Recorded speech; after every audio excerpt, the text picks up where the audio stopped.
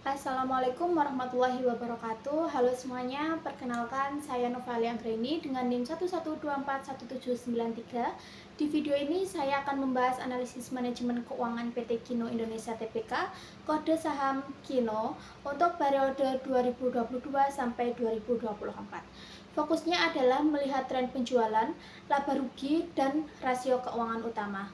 Lalu saya tutup dengan risiko dan rekomendasi kebijakan keuangan. Analisis ini menggunakan rasio keuangan untuk meningkatkan kondisi perusahaan dari aspek likuiditas, profitabilitas, aktivitas, dan solvabilitas. Rasio yang digunakan adalah current ratio, ROA, ROE, total asset turnover, dan DER. Lalu dibandingkan trennya dari tahun ke tahun. Pertama yaitu likuiditas, menggunakan current ratio, yaitu kemampuan aset lancar menutup kewajiban jangka pendek. Hasilnya menunjukkan tren menurun 2022 sebesar 0,87 kali, 2023 sebesar 0,83 kali, dan 2024 sebesar 0,73 kali. Karena nilai di bawah 1, aset lancar belum sepenuhnya cukup menutup kewajiban lancar. Ini mengindikasikan potensi tekanan likuiditas, apalagi jika arus kas masuk melambat atau kebutuhan kas meningkat. Kedua yaitu profitabilitas, menggunakan ROE dan ROA. Di sini terlihat perbaikan yang sangat jelas. Perusahaan berubah dari rugi pada 2022 menjadi laba pada 2023 dan 2024. ROA 2022 minus 20,32%, lalu 2023 naik menjadi 1,66%, dan 2024 menjadi 1,98%. ROE 2022 minus 61,96%, lalu 2023 menjadi 4,77%, dan 2024 menjadi 5,39%.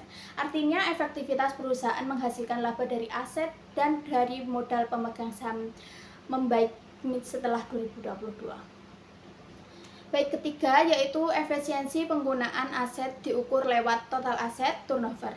Angkanya meningkat dari 0,78 kali pada 2022 menjadi 0,89 kali pada 2023 dan 0,97 kali pada 2024. Ini berarti aset perusahaan semakin produktif dalam menghasilkan penjualan. Keempat, yaitu struktur pendanaan dilihat dari DER. Trennya membaik karena menurun 2022 sebesar 2,05 kali, 2023 sebesar 1,87 kali, dan 2024 sebesar 1,73 kali. Turunnya DER menunjukkan ketergantungan pada utang berkurang. Tetapi karena DER masih di atas 1, liabilitas masih lebih besar daripada ekuitas, sehingga perusahaan tetap perlu disiplin mengelola kewajiban dan beban bunga.